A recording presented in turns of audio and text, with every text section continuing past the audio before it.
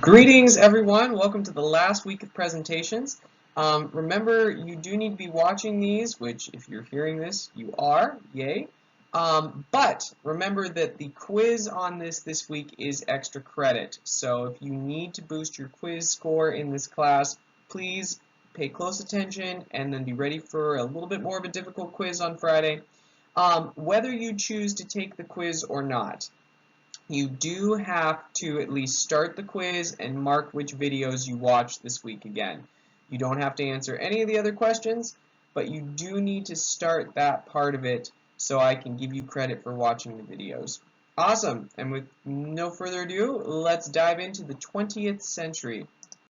So you're going to hear some remnants of musical traditions from the Romantic era clinging on here in the early 20th century, but we're going to hear a lot of change because this is a time of rapid technological progress.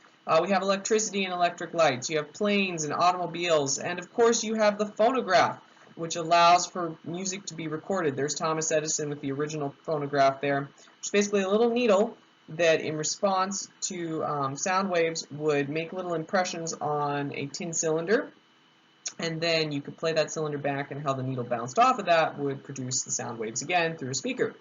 And of course that's later refined with wax cylinders and then later with records.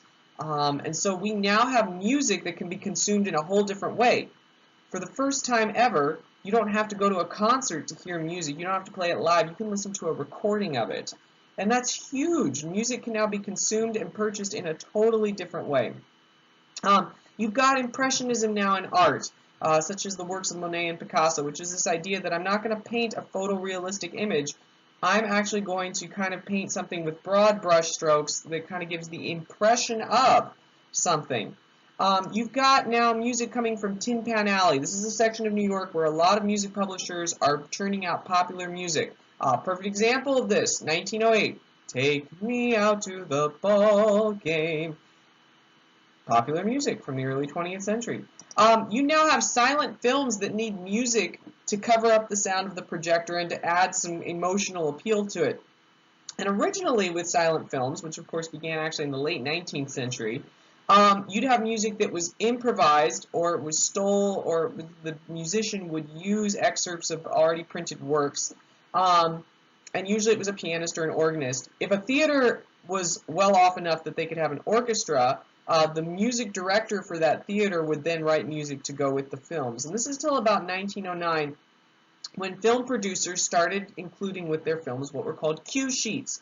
These were musical suggestions like, okay, at this scene you should use something that's dramatic and scary, or at this scene you should use something that's romantic, and they would give suggestions. And this led to a publication of what were called lead books of music, and these were collections of songs that were grouped by the emotion that they were supposed to exhibit. And this happened until Cesson, French composer, gave us L'Assassinat du Guise. I mispronounced that, sorry. In 1908, this was the first time music was written for a specific film. We also have, in this time, musicals starting to emerge. These come out of your short opera comedies and stage shows, and Broadway in New York becomes the unofficial headquarters of them. You also have band music expanding at this time, and band is beginning to be viewed as a serious ensemble. So this is the kind of the backdrop that we're working with for the music we're going to be looking at. Now in the 1890s to early 1910s, ragtime became a big musical style in the United States, which is similar to cakewalk music, but a little bit different. But both of them have very similar features. Ragtime is actually a style, and it refers to the ragged rhythm or the syncopation of music. Now remember, syncopation is where we emphasize weak beats. 1 and 2 and 3 and 4 and 1 and 2 instead of 1 and 2 and 3. And so there's the difference there. You would hear in ragtime music, you'd have a straight march bass like a march-like rhythm in the bass, bum bum bum bum bum, and then you'd have the ba ba ba ba da ba da da da, something that was syncopated in the right hand. This is derived, these cross rhythms here, where you have two different rhythms going on. This is all derived again from African drumming and hand clapping, or juba as it was called. And again, those two contrasting rhythms are called cross rhythms. It started kind of as a form of improvising music. You take an existing tune and you syncopate it, but don't swing the rhythm, that's later. Cakewalks, as I mentioned earlier, similar style of music, are slave plantation dances that dated back to before the Civil War, and this was a similar style that developed simultaneously. And this is also where we get the phrases takes the cake or it was a piece of cake, because at least the legend behind it is like these cakewalk dances, the plantation slave owners would give a cake to whoever the best dancer was. So anyways, this all evolved into published music, both for ensemble and piano. It wasn't just piano. And from rag, we get a mixture of other influences together that would eventually take us to jazz. But that's all for a later time. Right now, let's focus on ragtime, and this ragtime style of music. Scott Joplin was a leading composer of rags. He also wrote an opera, although it was not produced until almost 60 years after his death. But he did write an opera.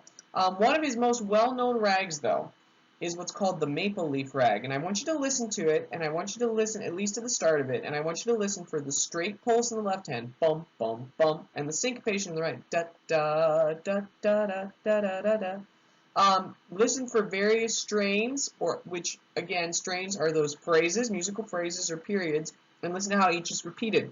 And this is through composed. You're not going to hear repeated sections. So take a listen to that, at least the first bit of it, and enjoy, and then come back and join us. Alright, so at this time, we also have, again, like I mentioned, romantic music is still kind of lingering on in some fashions, although being modified. And we have to look at the music of Claude Debussy to understand some of this. Classical now at this point, so this is something you need to understand. Classical, the term, doesn't refer to the classical era. You know how we looked at Renaissance, we looked at Baroque, we looked at classical, we looked at romantic, and now we're in the 20th century. Classical now, in a general sense, refers to anything being written with the intention of it being performed in comparable settings of already established romantic and classical era music. So classical now is a broader term for old style music, but music and you can now write in that classical style in the modern times. Richard Strauss, as we looked at earlier, he had kind of shifted towards opera and attempts to imitate Wagner after he'd written his earlier stuff that we looked at. Claude Debussy, on the other hand, French composer, while he admired Wagner, wasn't a big fan of his musical philosophy of drama, drama, drama, and also the just massive grandeur of his music. Like, that wasn't what Debussy thought music should be about. Music was supposed to be something that evoked a simple feeling in us. And it wasn't supposed to be this big, drawn-out story. That wasn't the purpose of music. So Debussy went for a little more restraint in what he wrote. He utilized what are called whole tone scales, which were pioneered by a Russian composer that we didn't have a chance to look at, Nikolai Rimsky-Korsakov. And whole tone scales, in a major scale, you have a series of half steps and whole steps. Da-da, that's a whole step, da-da, that's a whole step, da-da.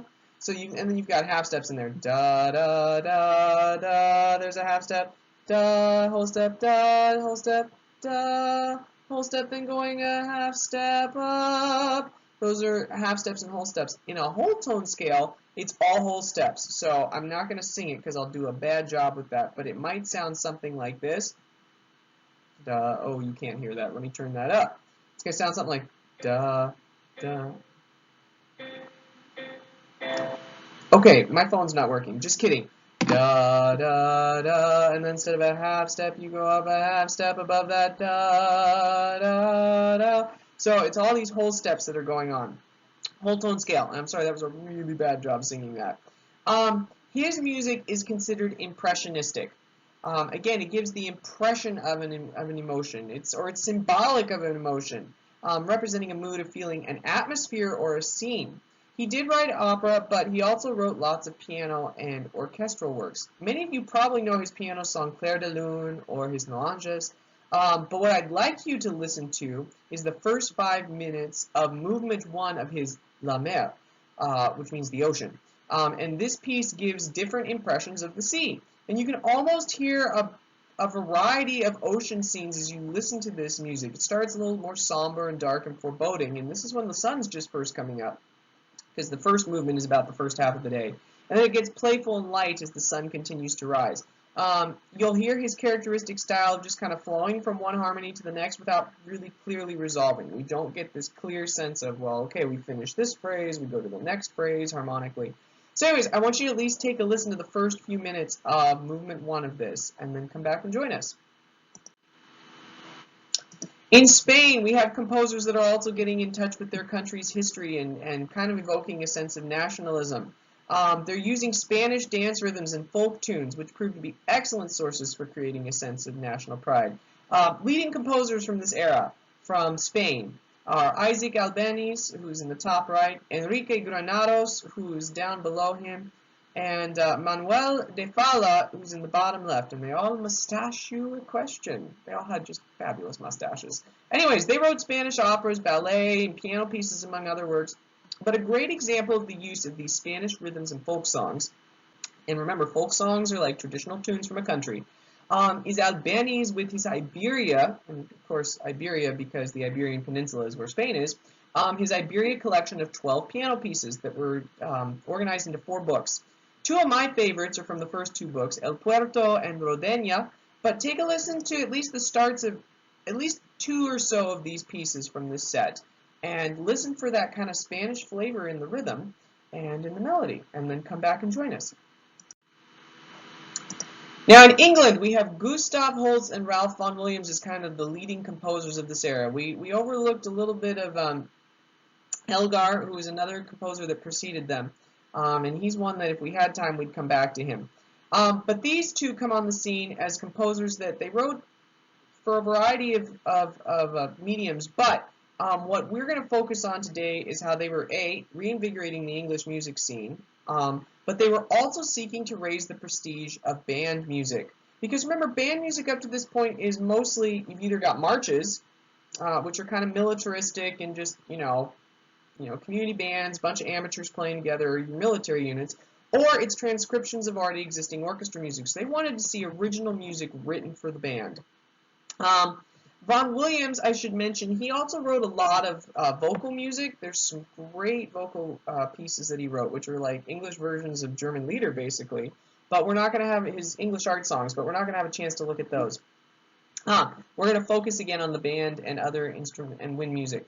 Now, like I said, bands needed some original music, and Holst and Vaughan Williams obliged. Vaughan Williams created his English folk song suite in 1923, and he also wrote his Toccata Marziale in 1924. Holst wrote his Suite No. 1 and Suite No. 2 for band.